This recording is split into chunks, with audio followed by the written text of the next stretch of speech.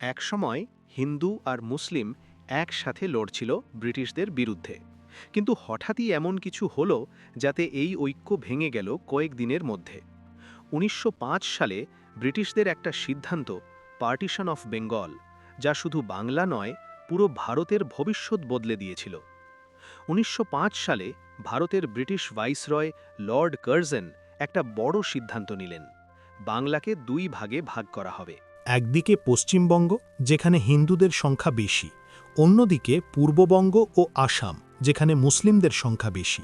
ব্রিটিশরা বলেছিল এটা নাকি প্রশাসনিক সুবিধার জন্য করা হচ্ছে, কিন্তু সত্যিটা কি সত্যি এতটা সহজ ছিল?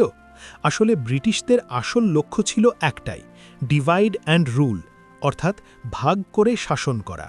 তখন বাংলার মানুষ একসাথে ব্রিটিশদের বিরুদ্ধে আন্দোলন করছিল। এই একত্রটাই ব্রিটিশদের সবচেয়ে বড় ভয় ছিল। তাই তারা এমনভাবে বাংলা ভাগ করল যাতে মানুষ ধর্মের ভিত্তিতে আলাদা হয়ে যায়। এটা শুধু একটা প্রশাসনিক সিদ্ধান্ত ছিল না, এটা ছিল একটা পরিকল্পিত রাজনৈতিক চাল। এই সিদ্ধান্তের পর পুরো বাংলায় আগুন লেগে গেল। মানুষ রাস্তায় নেমে প্রতিবাদ শুরু করল। শুরু হলো স্বদেশী আন্দোলন। মানুষ বিদেশি কাপড় পুড়িয়ে ফেলতে লাগল, ব্রিটিশ পণ্য বর্জন করতে লাগল। ছাত্র, শিক্ষক, সাধারণ মানুষ সবাই এক হয়ে গেল। এই সময় মহান কবি রবীন্দ্রনাথ ট্যাগর রাখি বন্ধনের মাধ্যমে হিন্দু মুসলিম একত্র বার্তা দেন। পুরো বাংলা যেন একটাই কথা বলছিল, আমরা ভাগ হব না। এই আন্দোলন এতটাই শক্তিশালী হয়ে ওঠে যে ব্রিটিশরা চাপে পড়ে যায়। অবশেষে ১৯১১ সালে তারা বঙ্গভঙ্গ বাতিল করতে বাধ্য হয়। বাংলা আবার এক হয়ে যায়। কিন্তু এই ঘটনার প্রভাব এখানেই শেষ হয়নি।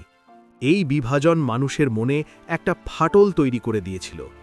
ধর্মের ভিত্তিতে আলাদা হওয়ার চিন্তা ধীরে ধীরে বেড়ে ওঠে, আর সেই চিন্তাই পরে নিয়ে যায় পার্টিশন অফ ইন্ডিয়ার দিকে।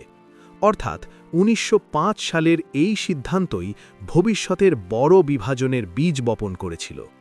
একটা সিদ্ধান্ত যা শুধু একটা অঞ্চলকে নয়, একটা জাতির ভবিষ্যৎ বদলে দিয়েছিল।